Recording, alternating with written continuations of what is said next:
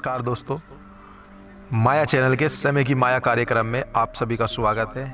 आज एक बार फिर से मैं अंकित मोहन शर्मा आपको सनातन की एक ऐसी विरासत पर लेकर के आया हूं जिसे शायद आप देखकर ये तो ना कहें कि पौराणिक है, लेकिन उसका सबूत हम आज आपको देंगे कि यह भी मंदिर पौराणिक है। जैसा कि आप जानते हैं कि अधिकतर शिव मंदिर जो हैं वे स्वयं प्रकट हुए हैं, स्वयं धरती से निकले हुए हैं। कुछ कारण क्या रहे, कैसे रहे, खेती में निकले हैं या वैसे प्रकट हुए हैं, ये तो एक बाद का विषय है। लेकिन हाँ, मंदिरों का चमत्कार, मंदिरों पर आस्था, लोग किस प्रकार से यहाँ पर आस्था रखते हैं, किस प्रकार से यहाँ पर दर्शन करने के लिए आते हैं, यह एक मान्यता भी अपने आप में प्रमुख है। आज हम आपको लेकर के आए हैं जनपद मुजफ्फरनगर के शेरनगर गांव के शिव मंदिर पर। जी हाँ, यह जो शिव मंदिर है यह भी प्राचीनतम है और इसका जीता जागता सबूत हम आपको आज इस मंदिर के अंदर बने एक कुएं पर दिखाएंगे, जहां पर कुएं के अंदर एक प्लेट लगाई गई है जो अरबी में लिखी हुई है। शायद ये मुगल काल हो या उससे भी प्राचीन हो। इस विषय में क्या है क्या नहीं, यह तो आपको अंदर जाकर ही पता चलेगा। लेकिन यदि आपको हमने दिखाया जैसे कि इस मंदिर का कितना क्षेत्रफल है, कहा जाता है कि इस मंदिर के नाम 52 बीघे का क्षेत्रफल है, जिसमें अब गवर्नमेंट द्वारा पैसा भेजा जा रहा है और यहाँ का नवीनीकरण कराया जा रहा है। आप देखते रहिए हमारे चैनल पर, सनातन की एक से एक विरासत आपको देखने को मिलेगी। आज हम आपको दिखाएंगे यह चमत्कारी मंदिर। आइए आपको दर्शन कराते हैं।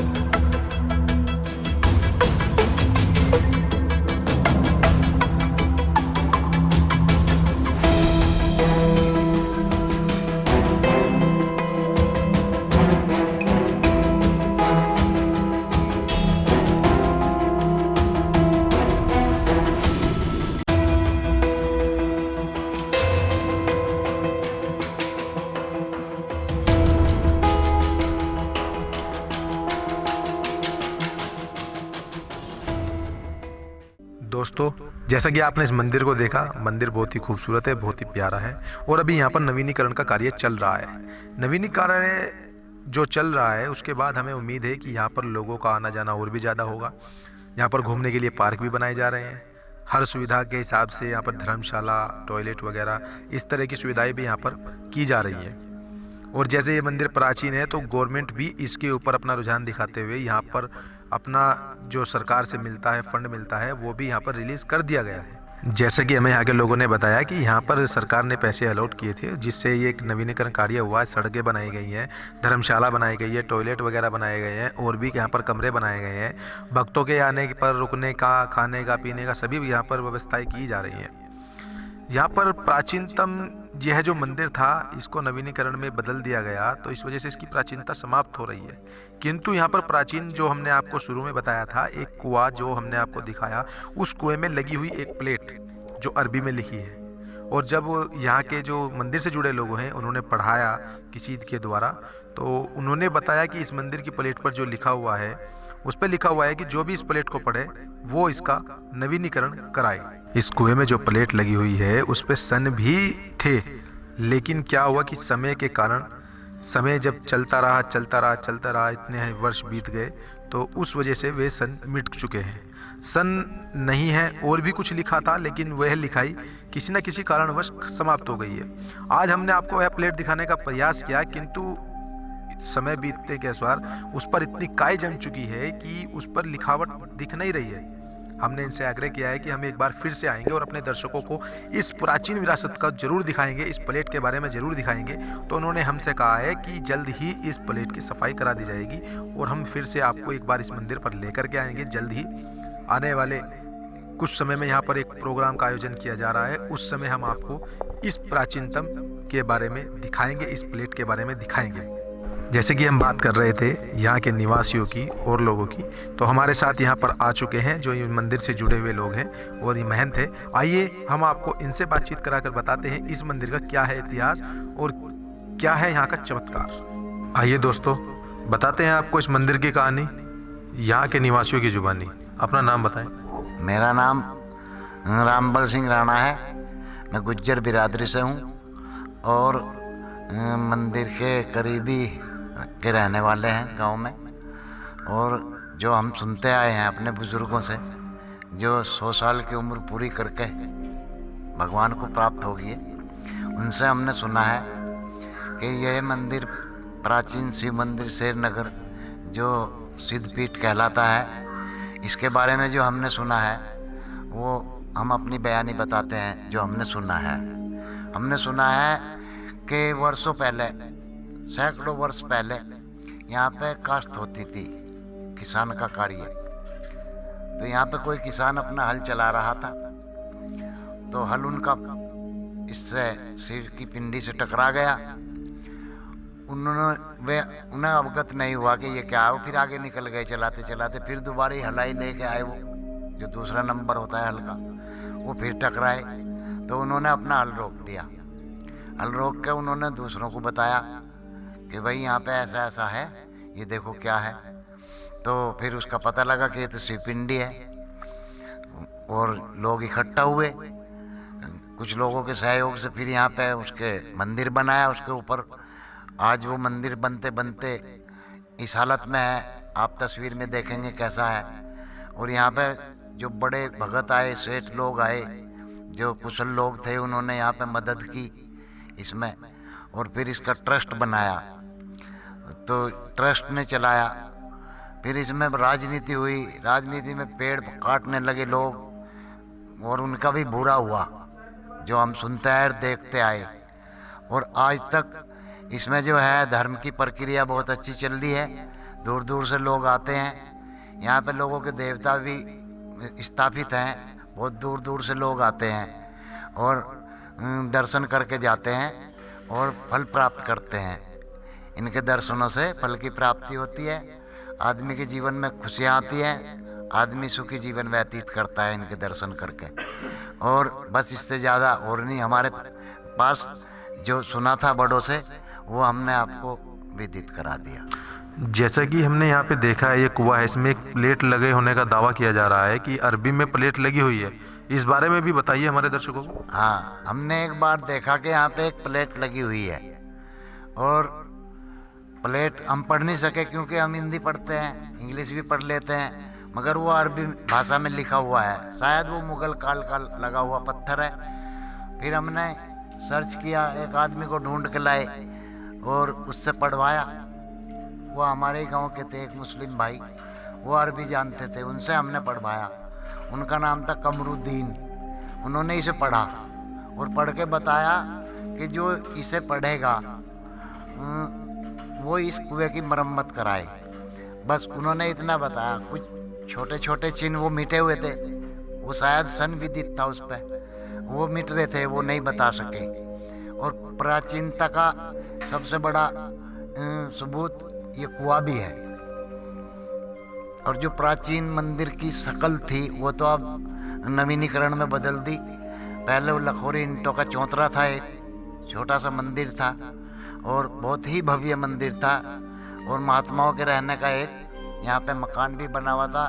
और प्राचीन धुना जो आज भी नवीनीकरण करा दिया, उस धुने का लोग आते हैं, धुने पे माथा टेक के जाते हैं, प्रसाद लेके जाते हैं, पैसा चढ़ा के जाते हैं। और वो ये सब कुछ है। और ये अभी सरकार ने भी इसकी मदद की है, 50 लाख रुपया दिया है और वो इसमें लगाया गया है। धर्मशाला बनी है, इंटरलॉक हुआ, रास्ते बने हैं। और अब आने वाले टाइम में ये तालाब है, इस तालाब को भी सर्वे करके गए हैं सरकार वाले, मंत्री भी आए, उन्होंने भी सर्वे किया और वो पास करा दिया।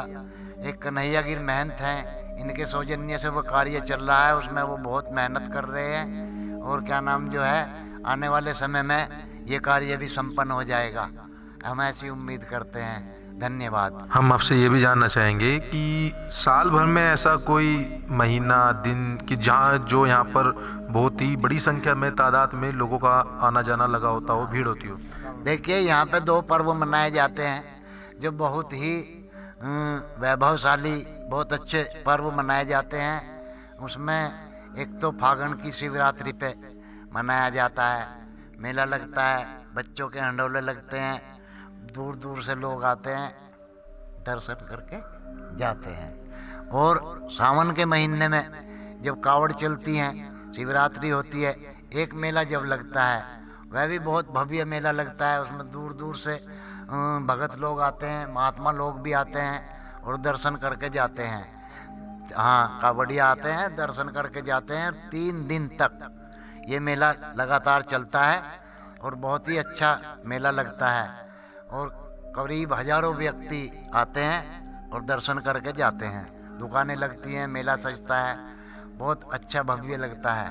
2 पर्व ऐसे आते हैं। और दीपावली पे यहाँ पे लोगों के देवता विदित हैं, उनकी पूजा करने के लिए दूर दूर से लोग आते हैं दीपावली पे, गोवर्धन पे। और जो पर्व आते हैं धार्मिक, उन पे भी लोग आते रहते हैं, बहुत ही अच्छा लगता है। धन्यवाद। दोस्तों, यह जानकारी यहाँ के निवासियों के द्वारा दी गई थी। आइए इस विषय में और भी बातचीत करते हैं यहाँ के महंत जी से। तो दोस्तों, आइए बात करते हैं यहाँ के महंत जी से, इनसे भी जानकारी प्राप्त करते हैं इस मंदिर के विषय में। अपना नाम बताएं। कन्हैयागिरी महंत, जूना खेड़े से हूँ, 14 मढ़ी। और जो है हमारे गुरुजी रुमालगिरी जी परिवार से हूँ। और जब से हम यहाँ से आए हैं, प्राचीन सिद्धपीठ है, जो धरती का निकला हुआ शिवलिंग है। और इसकी जो है बस संभव है, कहीं यात्रा मत करो, अपनी यात्रा यहीं कर लो, तो यहाँ से भी 4 धाम यात्रा, 5 धाम यात्रा सब पूर्ण हो जाती है। बहुत ही बड़ी शक्ति है यहाँ से। और हमने जो है 41 दिन की तपस्या भी की है, खड़े होकर तपस्या की, तो हमें बहुत शक्ति प्राप्त हुई। और कम से कम जो सावन के महीने में तो यहाँ से 5-7 लाख आदमी आता है। पूरे सावन के महीने में 5-7 लाख आदमी आता है। और बहुत ही एक भव्य, मुजफ्फरनगर के अंदर बहुत ही अच्छी शक्ति है यहाँ। बहुत ही, जितनी भी अपने मन से कह पाओगे आप, इतनी अच्छी शक्ति है यहाँ पर। महंत जी, हमने इस मंदिर परिसर में देखा कि एक जगह अखंड ज्योत जल रही है, इस विषय में कुछ बताएं। ये अखंड ज्योत जो है ये जो है भोलेनाथ जी की कृपा है, यह 41 दिन तक लगातार चलती रहेगी। और लगे लारे जाप चल रहा है शिव जी महाराज का। माड़ा जो 41 दिन तक दिन रात जो है माड़ा, कभी कोई भगत कभी कोई भगत कभी कोई भगत। भक्तों का बहुत बड़ा सहयोग है, इस गांव के लोगों का, क्षेत्र के लोगों का, बहुत अच्छे लोग हैं। और जो है इसमें 14 तारीख का भंडारा है हमारा, और साधु लोग भी आएंगे हमारे। और इसे फिर जो 41 दिन के बाद इसे संपूर्ण कर देंगे। जोत, अखंड जोत पता नहीं जब तक शिवजी महाराज चलाएगा जब तक चली जाएगी। ये जो अखंड जोत जो जलाई गई है, ये तो सुख शांति रहे भगवान शंकर सब घर परिवार में सभी के लिए जलाई गई है। कोई अपने लिए नहीं है या किसी के लिए नहीं है। और जो है साथ साथ जो है इसमें जाप भी चल रहा है जी, 41 दिन तक जाप भी चलेगा जी। और 14 तारीख का जो है हमारा भंडारा है। 13 तारीख का बहुत विशाल यहाँ से जो जागरण है, और सभी भक्तों को आना है और प्रसाद ले। हाँ, सभी प्रदेशवासियों को नमस्कार व प्रणाम। हमारे गांव शेरनगर, जिला मुजफ्फरनगर में जो प्राचीन शिव मंदिर है, उसमें हमारे गुरुजी कन्हैया गिरी जी द्वारा एक अखंड ज्योत का जो है प्रकट की गई है। उस ज्योत का समापन 14 नवंबर को पूर्ण हो रहा है। उसका समापन करने के बाद एक यहाँ अखंड भंडारा होगा और 13 तारीख को जो विशाल जागरण होगा। मैं तहे दिल से अपने सभी प्रदेशवासियों को इस जागरण में व इस भंडारे में आमंत्रित करता हूं। और गांव शेरनगर, जिला मुजफ्फरनगर में इस प्राचीन शिव मंदिर में सभी सनातन धर्म के लोगों से आग्रह करता हूं कि आकर अपना जो है यहाँ अपनी मनोकामनाएं पूर्ण करें और भगवान भोलेनाथ से आराधना करें। ये हमारे गांव में जो है एक खुशी का जो है मंदिर है हमारा, और बहुत अच्छा मंदिर है। और इसकी जो है बहुत व्याख्या है, इसकी जितनी व्याख्या बखान की जाए उतनी ही कम है। सैकड़ों हजारों लाखों श्रद्धालुओं ने यहाँ आकर पूजा अर्चना करके अपनी मनोकामनाओं को पूर्ण किया है और अपनी सभी मनोकामनाओं को सिद्ध किया है। मैं सभी प्रदेशवासियों से यही आग्रह करता हूँ कि 14 नवंबर को आकर भंडारे में प्रसाद ग्रहण करें व 13 नवंबर को विशाल जागरण का और विशाल जागरण आयोजन का यहाँ पर जो है खूब सभी जो है बाबा भोलेनाथ का आभार, सभी बाबा भोलेनाथ का जो है आशीर्वाद प्राप्त करें। और सभी लोगों से आग्रह है कि हमारे इस प्राचीन शिव मंदिर में आएँ और सभी लोग इसकी पूजा अर्चना करें। मैं सभी लोगों से जो है आग्रह करता हूँ कि हमारे इस प्राचीन शिव मंदिर शेरनगर को पूरे भारतवर्ष के कोने कोने तक फैलाने में हमारी सब लोग मदद करें। और ये हमारा मंदिर, प्राचीन शिव मंदिर भी हम चाहते हैं कि आने वाले टाइम में जो है भारत के कुछ जो है नामचीन मंदिरों में से जो है इसकी प्रसिद्धि हासिल करे। और जो है यही मैं कहना चाहता हूँ। तो दोस्तों, आपने देखा इस मंदिर का चमत्कार, इस मंदिर की विशेषताएं। जैसे कि आग्रह किया गया है कि 13 नवंबर को यहाँ पर विशाल जागरण का आयोजन किया जा रहा है और 14 नवंबर पर भंडारा, जिसमें आप सभी लोग आमंत्रित हैं। हम आपसे निवेदन करते हैं कि इस तरह के चमत्कारिक मंदिर पर ज़्यादा से ज़्यादा जाएं और अपने सनातन की विरासत को बचाएं। इस तरह की विरासत हम आपके पास एक बार फिर से लेकर के आएंगे। इसलिए आप हमारे चैनल को सब्सक्राइब करें, लाइक करें, कमेंट करें और शेयर अवश्य करें। मैं अंकित मोहन शर्मा अपने सहयोगी मोनी के साथ।